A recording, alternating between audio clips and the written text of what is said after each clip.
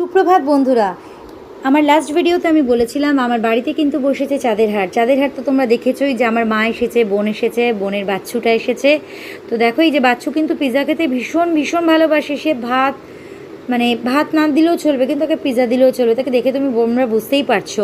তো দেখো বোন কিন্তু রেডি হয়ে গেছে, ভাই কিন্তু অলরেডি চলে এসেছে তাকে নেওয়ার জন্য। একটু গরমে সে ঠান্ডা হয়ে নিচ্ছে।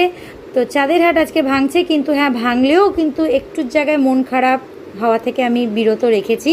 তার কারণ মাকে কিন্তু আমি যেতে দেইনি।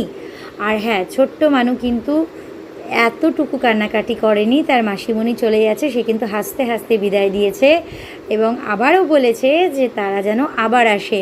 তো ভীষণ হাসি মজায় আনন্দে আমাদের দিনগুলো কাটলো। আগামী দিনগুলো যেন এইভাবেই কাটে, ঠাকুরের কাছে এই কামনাই করি।